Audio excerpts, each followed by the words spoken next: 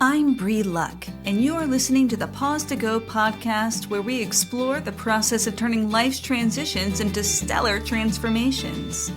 You can expect interviews with experts, straight talk with remarkable humans, and conversations about making the most of every phase of life.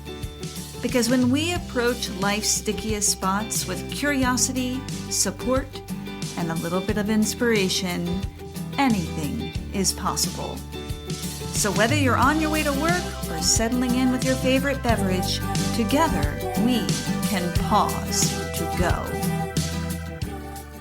As a solopreneur, I really like the flexibility to work from pretty much anywhere, so I'm happy to head down to Code-Based Co-working, where I can enjoy the company of others while I tackle my to-do list. Also, they have a state-of-the-art, consumer-friendly podcasting studio that is frankly my home away from home. So head over to Code-Based Co-working, check it out, and when you do, tell them that Bree sent you. In today's episode, I chat with my longtime friend and really phenomenal creative entrepreneur, Erica Arvold. I've gotten feedback that a lot of you prefer episodes that are under 45 minutes, so I'm keeping this one under 45 minutes, but that also means that I had to divide this chat into 2 segments. So today is part 1. It is a must listen for anyone who is a creative, whether that's a performer or an artist or anyone who's just interested in any kind of creative career. And if you aren't, I think that you'll still find this insider's view of developing a company fascinating and applicable to your professional and personal development. Erica is the owner and CEO of her company, Arvold.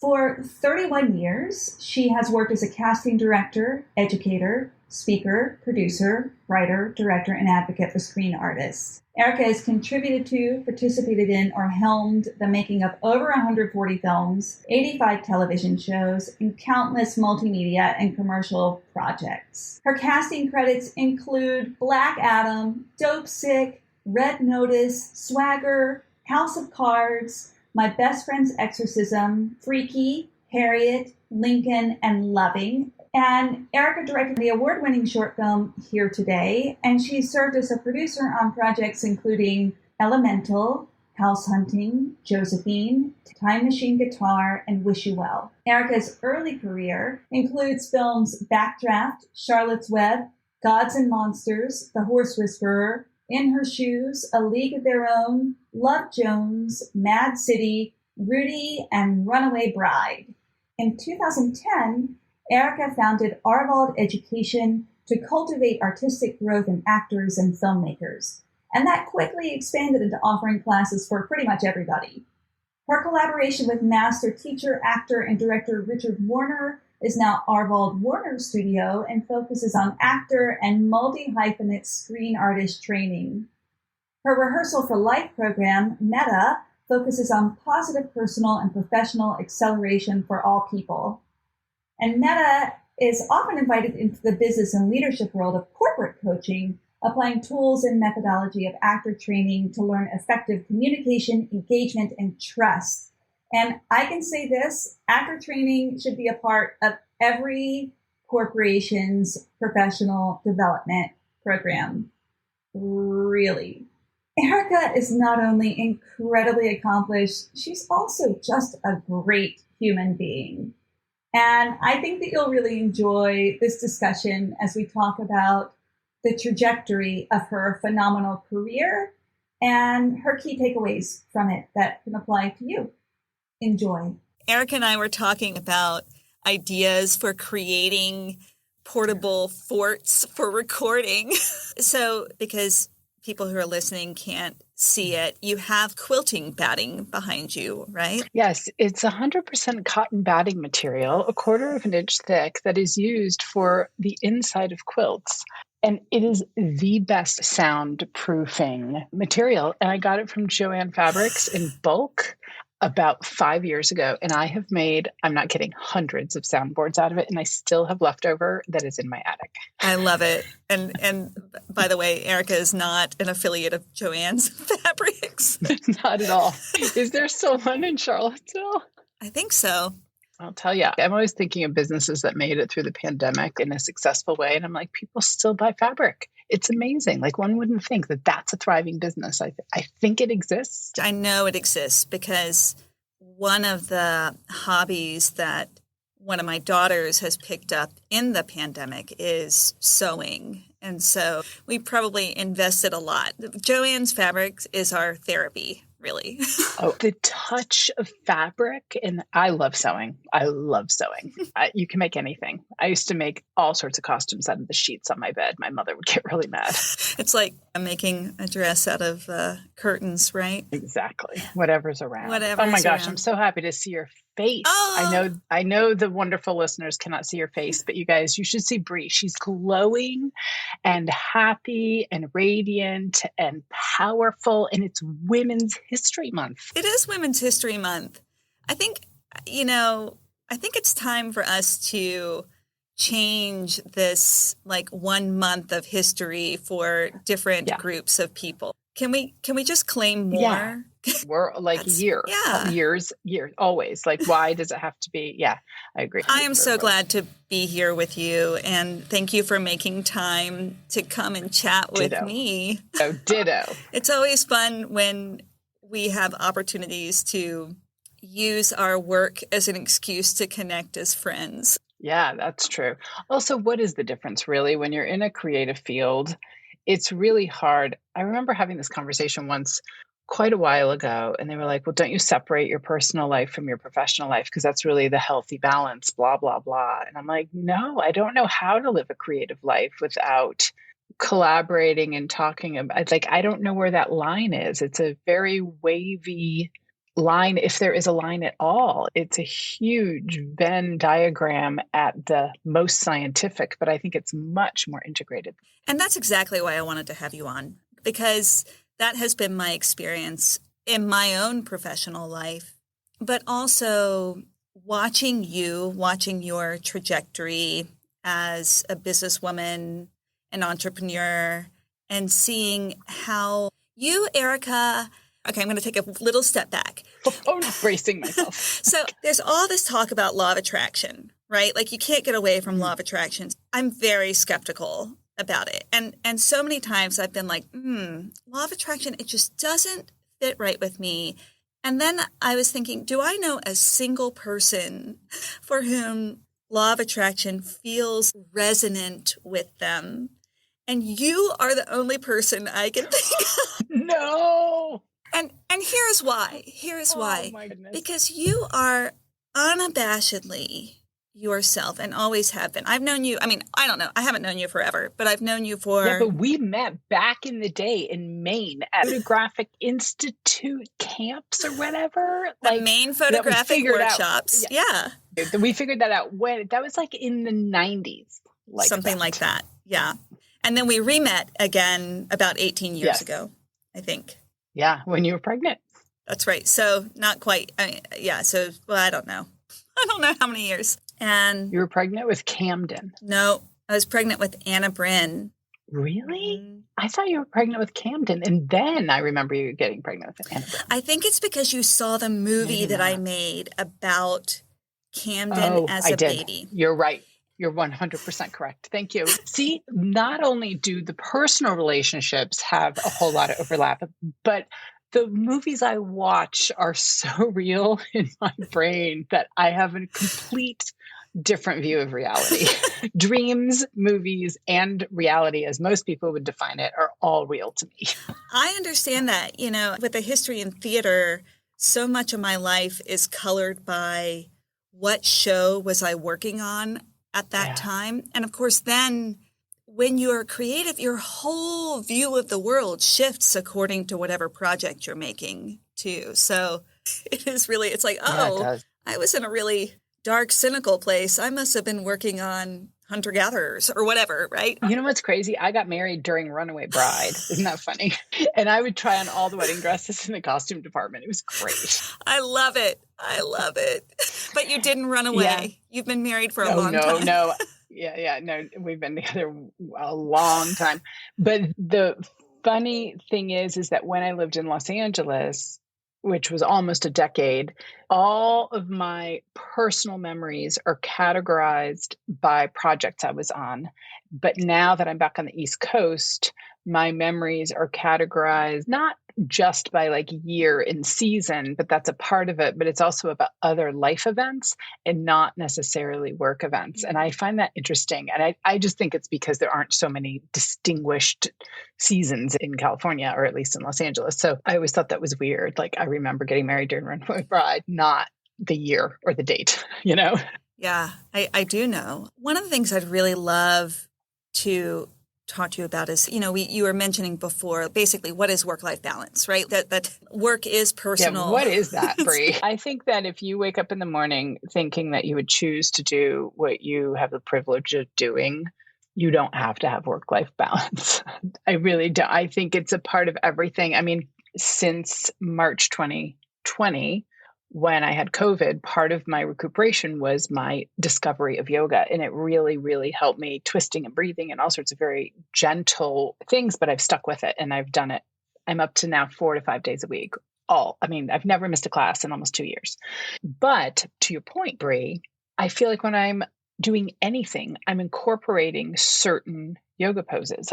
Like when I get into the car, I am like, oh, look, it's a half lunge with my other leg going out and I'm sitting in the car. Like it's a part of how I'm moving, and my awareness is peaked, probably in the same way when you buy a new car, all of a sudden you notice all the other new cars. So like I get that it could be a honeymoon phase, but it is almost 2 years later. But I think that's the same with being an artist, regardless of whether you're a fine painter, whether you are a musician, especially if you're a screen artist, because screen artistry, especially film and television, is such a communal project regardless. There are auteurs, but even auteurs need other people to help them make their art. And so I think that how can one separate almost work from pleasure? Although I think an awareness of it is so important, because burnout can happen. And so it's not work life like everyone seems to say. I think it's all sorts of other aspects to your life. Do you have alone time? Can you just check out and read a book? Do you have a meditation practice? Do you have like that? All of that to me is work-life balance. Not just between where I guess that's part of life. I suppose that's what it is. But I'm just thinking life, like being with family. That's where I automatically go to. And I'm like, well, if I'm with people all the time, and I'm definitely an extrovert, but if I'm with people all the time, I'm exhausted, you know? Have you ever had burnout? Have you ever experienced it? Oh, 100,000,000%. Almost every day, I think. Not really every day, but I absolutely have had burnout. I mean, I started the membership of Arvold Warner Studio, which is our education arm within the company that I started, which is just called Arvold. And there was a point I was like, I can't keep up this pace. What has to go? Do I have to hire more people, or do I have to cut this out, or do I have to delegate more? And I think the lucky thing for me is I go all in. I don't know how to not go all in. And I think in this business, it's almost a requirement. So I'm built for it. However, I'm so proud of myself because I've turned more projects down since December. So December, January, February, right? 3 months. I've turned more projects down than I think I have in my career. Oh. And it's because I cannot even approach burnout. I've been there, and I have to be discerning. And then all these other amazing opportunities appear. And it's like, I always preach that. I tell people that. I'm consulting. There's a million things, but walk the walk. It's hard. It is. It is. But there is such power in no. So much power in no. And in yes. Right? And maybe the real power is learning how to trust your intuition so that you can figure out when to say yes and when to say no. I have this opportunity right now that I'm literally like, this morning I got up, I'm like, Ted, we have to discuss the pros and cons of this opportunity. And he's like, okay, Ted's my husband. And I'm like, okay, I think it's a yes, but it's a scary yes. And like, part of me is like, is that good if it's a scary yes? Is it not? Anyway, but I think that's what we have to do as creatives. We navigate. I mean, we're sailors, really. We have a goal at the end, and all we have to do is sail, which means we have to go to the left, to the right, to the left, to the right. And then there's winds, and then there's this, and then the boat might tip over, and then this. And it's just like, and people are like, oh, you made it to your place. And you're like, yeah. And they're like, was it hard? And I'm like, are you kidding? We just went through a harrowing journey. Did you not see it? Like, you use the word journey. You just like set that up for me so beautifully. Boom. Can you tell us a little bit? You have built this big company. It's a big company now. And so you have Arvold, which is casting, and then you have Arvold Warner Studio. It's very similar to that, but a teeny bit different. Okay. So Arvold, or Arvold Productions, which also just goes by Arvold, is the umbrella company. So it has several factions inside it. One is AWS, which is Arvold Warner Studio, and that is the education arm that I have always been incredibly passionate about. And that has grown exponentially over the last year and a half since the pandemic, because we introduced a membership that was online. So now we are available worldwide to provide educational services such as classes, but also we have a mindset and accountability membership, and it's for all screen artists, writers, directors. There are many actors in there for obvious reasons, because part of my other business within Arvold is Arvold Casting. And that is kind of my anchor as a creative. That's what I've done since I was in college, where I got an internship with a casting director. And I think it's my 32nd year doing it or something insane, right? 1990 is when I started casting. Wow. That was my very first job.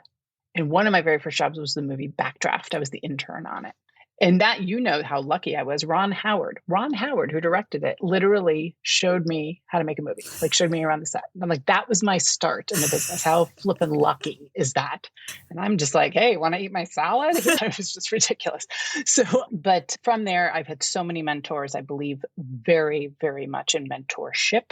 And I received so much, and I like to give so much. And that's part of what drives that education portion of our company. But that's big. I mean, we've got a whole wonderful docket of teaching artists and other collaborators and executive staff, et cetera. But we're still trying to, figure out how it sustains itself, honestly. It's an investment on my part, to put it that way. And then the casting business has been really interesting, because while I started, for instance, I mentioned Backdraft in Chicago, being an intern for an amazing casting director named Jane Alderman, who's no longer with us, but she taught me everything. And I ended up working my way up the ranks in Chicago. Then I moved to Los Angeles, actually, because my husband got a job. He was in the computer gaming business. And I really experimented working at different casting offices. And in LA, I was very hyper-focused. In that day and age, it was a very appropriate thing to be hyper-focused. Do you cast TV? Do you cast film? Those were two different jobs, two different careers, et cetera. I think it's a bit different now, because the two mingle so much, and there's limited series and like a big movie, et cetera. But I was so lucky to work at many different offices. And I worked on really tiny projects that ended up winning Academy Awards. And I worked on huge studio projects. And I just always loved the collaboration with people. It the project was important. I needed to believe in the story. I needed to believe. Yet when you're an assistant or an associate, you're not in the position necessarily to turn things down because you didn't like the script, right? It's more about the office that you're working in. And then when you become a casting director, if you have enough offers, you can be a little more discerning.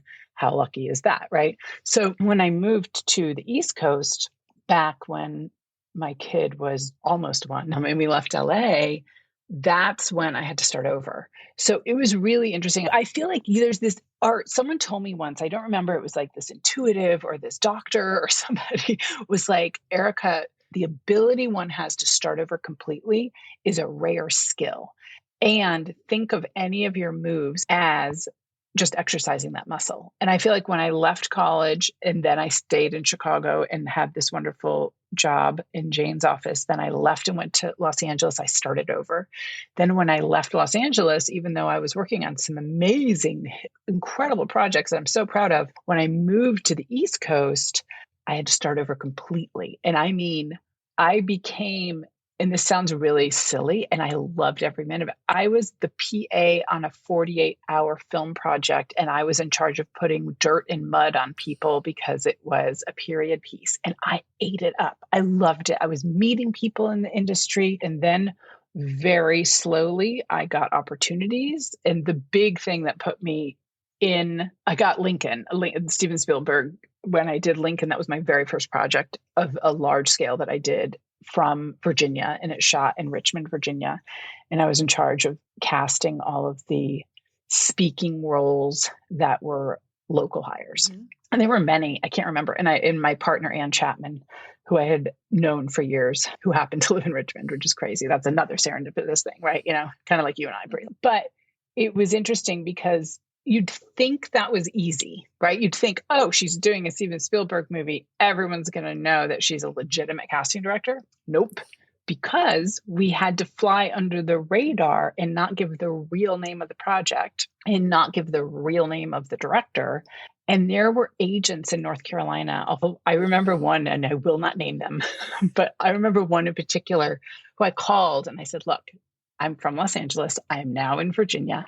I have a project. It's a big project. I wanted to make sure you paid attention to it. And they were like, we don't know who you are.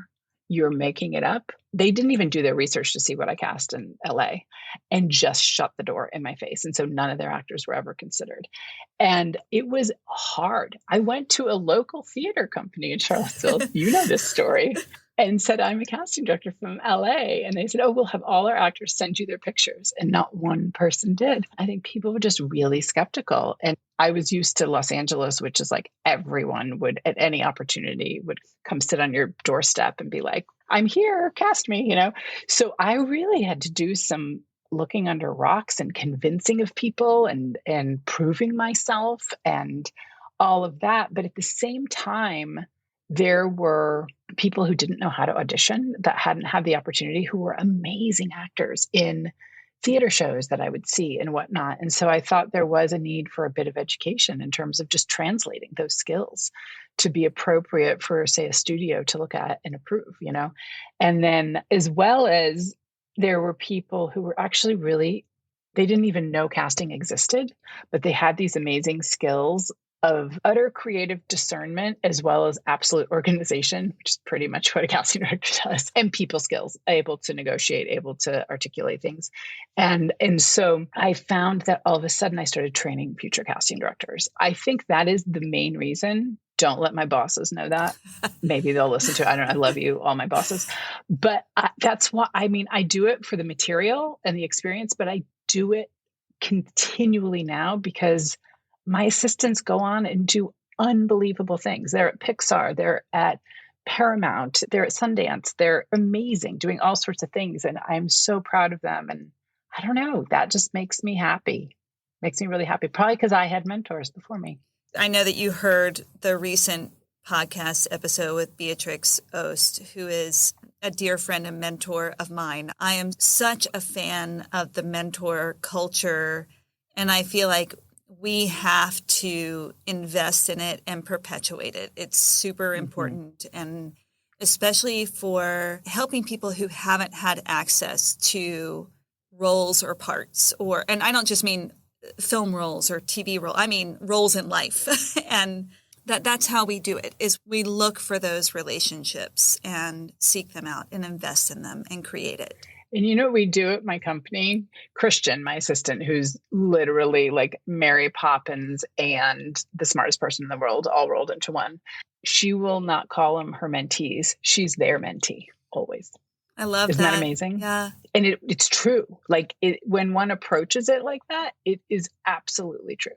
It's so true. I have a former apprentice who is, in fact, she has a show that's opening this weekend in Manchester. She's in school there, and she has her senior show in the UK this weekend. And I just sent her a little break a leg video, and I really stopped to think how much my life has changed because of her presence. And it's also important for people who are seeking mentors to know that it's not just taking from someone who has experience that people who have experience really learn. And it brings us back to beginner's mind and also makes us curious. Exactly. That's so funny. Beginner's mind and curious are the two phrases that come out the most throughout AWS, just so you know, literally. And it's true. People asked me once, because we have amazing teaching artists that teach, a co-star class and things that are for actors who are more in the, beginning first 5 to 10 years of their career, right? And I tend to teach the classes more rarely, only because I have so many other things I juggle, but also, perhaps people who are series regulars or are about to be a lead in something and maybe have a longer career. And maybe we're matched up well because I've had a flippant 32-year career, right? So that makes sense. However, I find it very difficult to teach the other classes. And sometimes they're like, Erica, will you guest in that? And I'm like, sure. And then I'm like, oh my gosh, I don't even know how to break it down sometimes. And it reminds me, and it's good to be reminded of that. And it's really good to go back to the basics. But I remember my sister, when she was in medical school, she was doing rounds and she was an intern, and her attending was like, there was some very complex case and the attending was talking all about it. And my sister's like, well, do you know what their temperature is? And the attending had forgotten to take the temperature, which was a really obvious basic thing. But I feel like that's sometimes I'm like, yeah, I've grown a company. I call myself an accidental CEO. And now I've dropped accidental because I actually feel confident. But then sometimes I'm like, wait, did you not look at the, whatever, the profit and loss statement? And people are like, I don't know what that is. I'm like, oh yeah, I had to learn about that. And so it's fun to share that and it's fun to banter that around. One of the things I am doing right now is I'm writing something. And so my opportunity is to go away for a month to really concentrate on that. That's what I'm trying to balance or decide upon. And I'm like, it's scary. And you know why it's scary? Because I'm an utter beginner, which might be the reason to say yes. And that also may actually prevent deep burnout. You mentioned before that you love beginnings, that you start all over. You have to start all over. I'm a serial entrepreneur for certain, because then it's like, oh, okay, this is built. Bree, you want to take it over and run it? Nope. I know you're not the right person. You like starting things. I like starting things too. I totally get that. But I think that doesn't have to be the global thing, right? That doesn't have to be the Uber project. It can be within the project. How do you stay engaged and fresh and excited and growing, right? Because I think what we really like is that feeling of growing.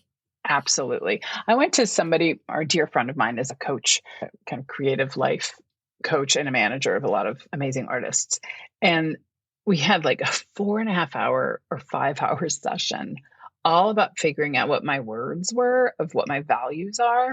And it was so revealing, but for years now, I have not changed. They might have morphed a little bit, but I know what makes me tick. And being able to articulate what as a human puts you in the state of joy or gets you excited is, I wish every human on the earth were able to do that self-assessment, because it provides such clarity and it helps me make all of these decisions, the yeses. It does. I actually have a free core assessment program for people because I think it's so important. Now, that's not, people can work with me and we go through it together, but I also just offer it as a recorded session as well for free, because I think it's so critical for us to identify those core values, because only then can we really move forward with integrity. Otherwise, we're getting too much input from the outside and we get distracted because we are social creatures. Exactly. And then that's what leads to burnout. That's right. In my experience. Yeah. I'm not, all of a sudden I feel obligated. Oh, don't ever, obligation to me is my kryptonite. If it's obligation to myself, I'm able to figure out why I'm rebelling against it usually, or at least acknowledge that I'm rebelling against it and I set myself up. But if it's obligation to something, it's a wild thing. But those core values help avoid that. It doesn't mean I have not tanked with my decisions in the past. Like, we all flip and fail big, and it's awesome. It is awesome. That is the best thing.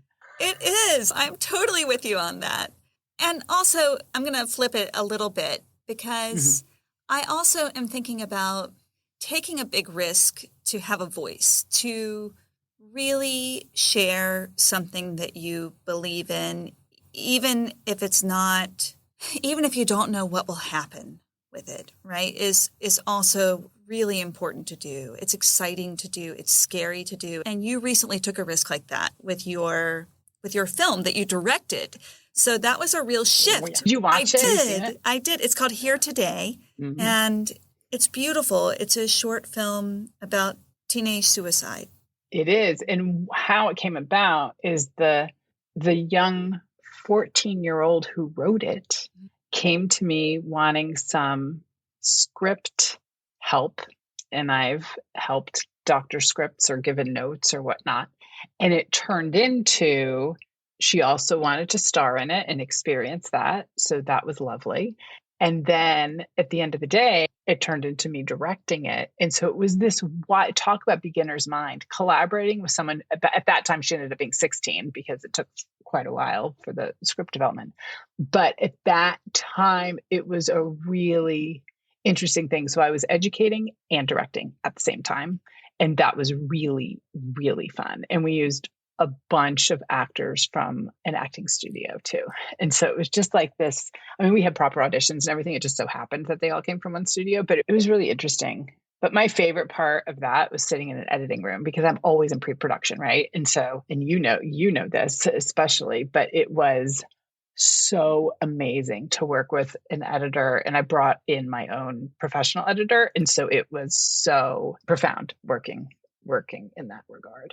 Editing anyway, is awesome. I'm glad you watched it. Oh, I loved it. Thank you. I loved it. And whenever I see a film like that, that's a passion project, right? That whether that was coming out of a passion for the topic or for the collaboration, I feel like I know the artist a little bit better. And it's such a way into that human connection. I was just listening to a podcast this morning, actually, and it was a really old one, like from 2015, but it was talking about the voice of the artist, specifically a writer, but I thought it really applied to every artist, especially actors, actually. And they were bantering, I wish I could remember the name of it, but I can't, but they were bantering about what that means to have a voice. And it essentially ended up being defined as the way you see the world and the specificity in which you're able to communicate that. I love that. And I'm like, oh, it's so simple. It gives me goosebumps. Yeah, because everyone is worthy of seeing the world in a certain way. And it's just about how one is communicating it and not trying to communicate it like someone else. So even if you are founding a company, even if you have an idea or a vision for something, the way you do it and the way I do it are unique to us. And it's been wild. But again, it has been a sailing excursion for sure. You know, I'll have an idea or a vision to really hit that mark way out there. And then getting there is anything but a straight line. Here are my key takeaways from this conversation with Erica Arvold. Number 1. The professional path of the creative is never a straight line, but is a winding journey with twists and turns, steps and missteps, windfalls and epic failures. And if we are prepared to learn from them all, then we find opportunities everywhere. Number 2, there is power in cultivating the skill of starting over again. Where are the places that you can create small, new beginnings to cultivate beginner's mind and curiosity? Whether it's something as big as moving to a new city or learning how to knit, that beginner's mind can convey to all aspects of our lives. Number 3, find a mentor, and then find a mentee. There is so much to be learned on both sides of those symbiotic relationships. Number 4, identify your core values and take the extra effort to do a life audit. See how much you're staying in alignment on a day-to-day basis. I offer a free core values assessment, and you can sign up for it at thelovelyunbecoming.com. Hey, if you're interested in checking out classes at Arvold Warner's studio, and I highly recommend it, visit arvold.com. In next week's episode, Erica and I go through the 7 ways to manifest change, and she riffs on how each one has been instrumental in building a successful and joyous life. So go ahead and click follow to make sure you don't miss the next episode. Special thanks to our sponsors at Code-Based Co-working, to Dylanistic for the beautiful Pause to Go artwork, and for WTJU and the Virginia Audio Collective for your support. Thank you so much for listening to the Pause to Go podcast. If you got something out of this episode, let us know. Share it with a friend, join our Facebook group, and subscribe, rate, and review on Apple Podcasts if you loved it. If not, no worries. We want you to tell it like it is, and we'd love to have your input. If you want to know more about what I'm up to, you can follow me on Instagram at The Lovely Unbecoming or at my website, thelovelyunbecoming.com. Stay curious, y'all.